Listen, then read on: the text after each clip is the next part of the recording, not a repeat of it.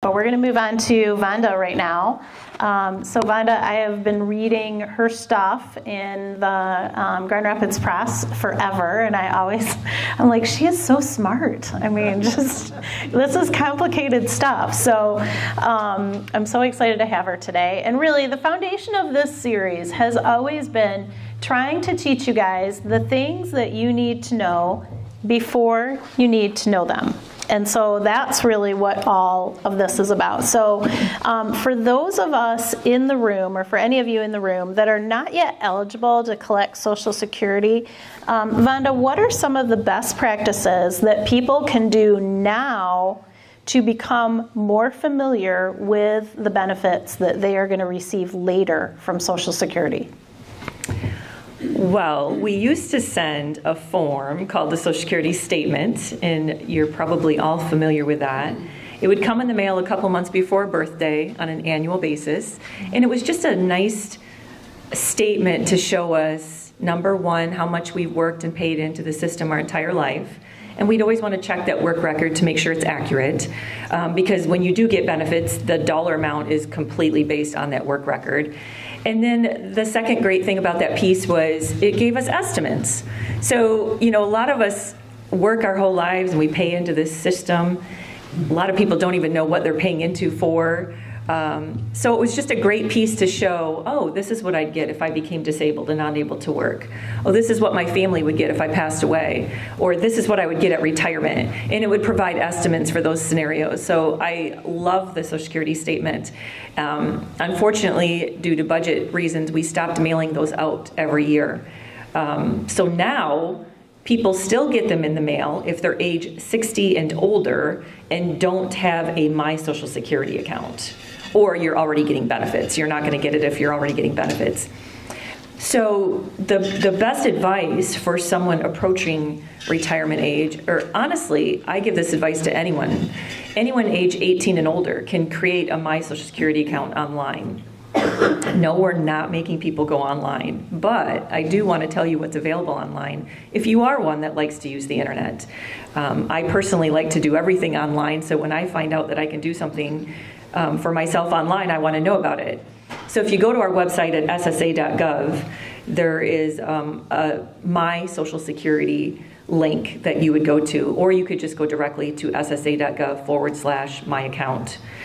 Because we updated or changed our website today. So I was telling my colleague, I'm like, I don't know where anything is anymore because they've changed it. So if you go to ssa.gov/my account, you'll go directly to My Social Security. And that, again, is available to anyone age 18 and older. So right there, it's not just for people approaching retirement age. It's for anyone that's working and paying into the system. They're going to want to create an account, because once you create an account, you can access your statement anytime you want. You can look at your work record, your benefit estimates, see what your family's eligible for if something happens to you. So that would be the one advice I would give anyone, is create a My Social Security account. That's great advice. I have done that for myself, my husband, my family, but I didn't even think about having my kids do that, which is really a good idea. So, I've now officially gotten them to, work with a lawyer once they turned 18 and get other papers, and so I guess it's time to move on to the Social Security as well. So even though individuals are eligible to start collecting Social Security around age 62, I know that it's often beneficial to actually delay those benefits, especially for those who are healthy and who enjoy working. So what is the best way for people to fully understand and evaluate what timeline makes the most sense for them? Well, that's the number one question we get at Social Security. People always say, when do you think I should apply for Social Security retirement? And my answer always was, I have no idea. I don't know anything about you. That is not something we give advice on, because it's such a personal decision to make. It completely depends on what's going on in your life. What do you want to do at retirement? What's your health like? Life expectancy? What are your assets? What are your retirement plans and dreams? So we at Social Security are actually not permitted to give advice, and if anyone does give advice, they shouldn't be doing that, because we don't know anything about you, and we're not financial planners. We don't ask you those types of questions. But we will give you obviously your retirement options. Earliest age is 62 for all of us. The latest for all of us is 70, although you are never required to file for Social Security retirement. There's not a law that says, hey, you're 70, you better do it. But why wouldn't you? You've worked and paid in your whole life. It's an entitlement program. You're entitled to it because you've been paying in. So there's no point in delaying filing for retirement after the age of 70. And that is the point where you would get the most money. But it's not necessarily the right time for everyone. Again, it's such a personal decision to make. You just have to know your options. 62 to 70 and every month in between there is an option for you. So there's a lot to think about when it comes to making that decision on when to apply. Gotcha. And I would go back to, as a part of your tribe, a certified financial planner who specializes with older people is a great person to have on that list for sure, to help you evaluate some of those really important decisions. So one of the things that you recently wrote about, Vonda, was understanding the need for a representative payee for those who are receiving Social Security that need assistance managing their finances. So can you explain what that is, and how does someone go about finding out more and actually applying for somebody to be a representative payee? Yes. So oftentimes this comes up when, say my mom changed banks and she needs to change her direct deposit, but she doesn't want to call Social Security, so she asked me to do it for her. Social Security's not going to talk to me because of the Privacy Act. My mom has to be there with me in order for that to take place. So we do it together. However, a couple years later, my mom isn't able to really communicate with Social Security anymore. She's not understanding how the process works. She cannot answer the personal identifying question. She gets confused.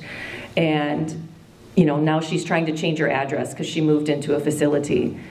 And Social Security won't talk to me. And she can't give them verbal permission because she doesn't know what's going on. That's an example of someone who needs a representative payee. And if I'm calling Social Security and saying, hey, I need to change my mom's address, they're like, no, we have to talk to your mom. No, she can't talk to you. I'll say, oh, but I'm her power of attorney. Doesn't matter. Social Security does not recognize power of attorney.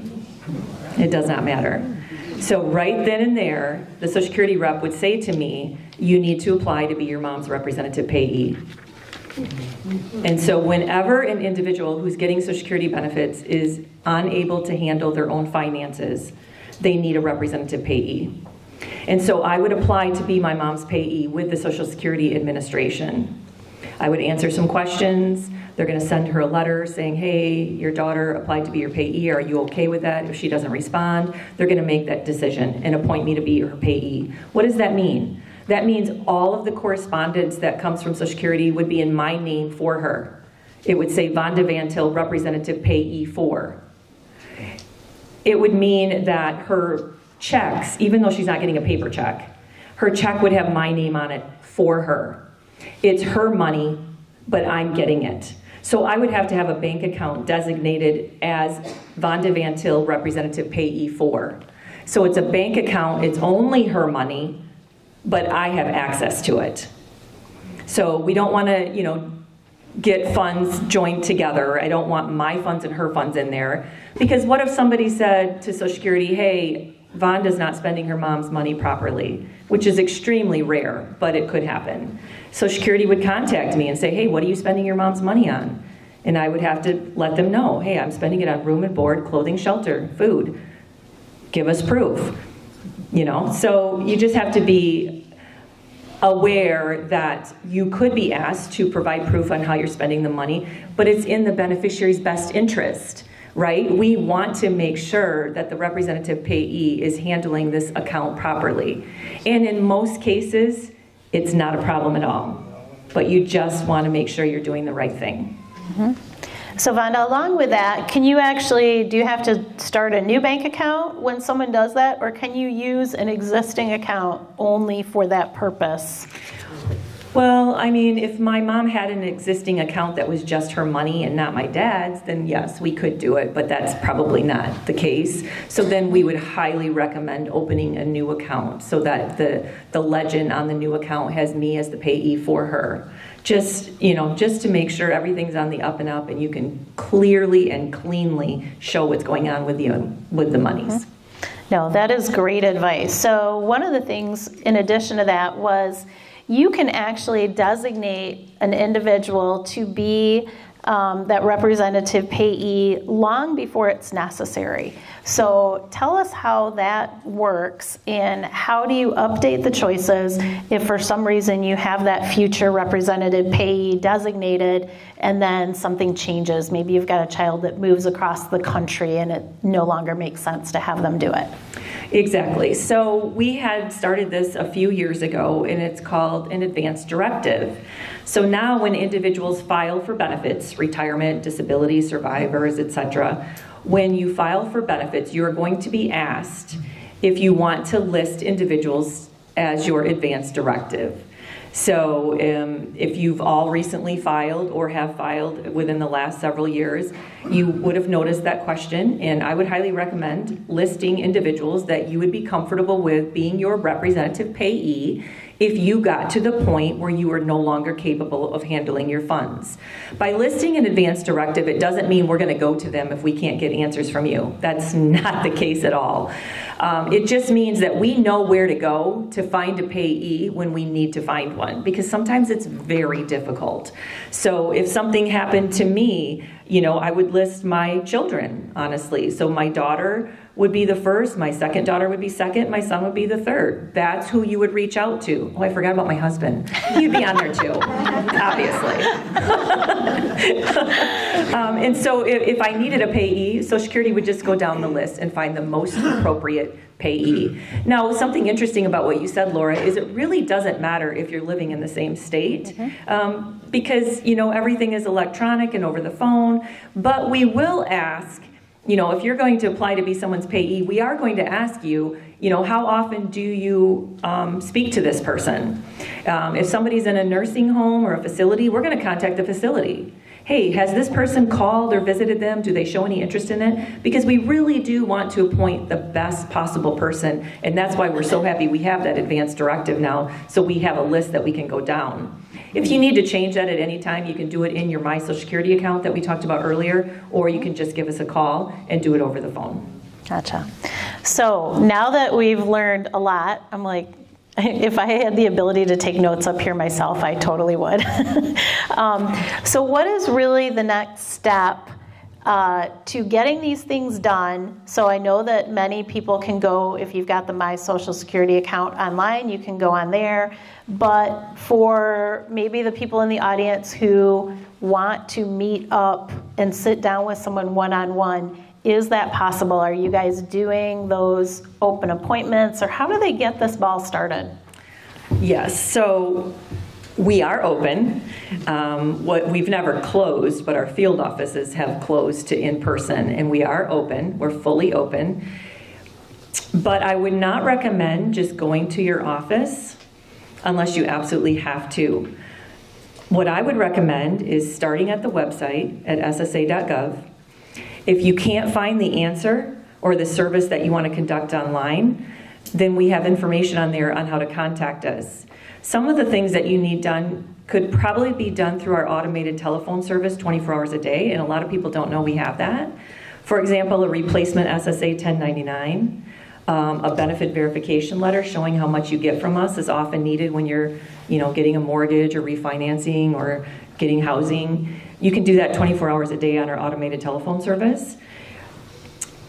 If you can't do that, you can call our national toll-free number. We have representatives available to answer the phones from 8 a.m. until 7 p.m. on business days, so well beyond the normal 9 to 5 that we think about. So 8 a.m. to 7 p.m. we have a national toll-free number. That's 1-800-772-1213. Our local offices also have direct telephone numbers to the offices, and you can find your local office address, fax number, and phone number by going to ssa.gov/locator. Here in Grand Rapids, we have an office on the corner of Knapp and the East Beltline. I was trying to figure out where it was. We haven't been there in so long. Corner of Knapp and the East Beltline, and the walk-in traffic is 9 a.m. to 4 p.m. But again, I would try to do what you need to do online over the phone first, and if you can't do that, then see if you can make an appointment for what you need done. There are some things that we will not make appointments for, but there are other things that we will make appointments for. So give us a call and find out if you can make an appointment, and if you can't, then you have to walk in and wait in line. And some days are better than others. It's just, I don't have any magic times or days or anything like that. Okay, Vonda, thank you. That is very, very good information.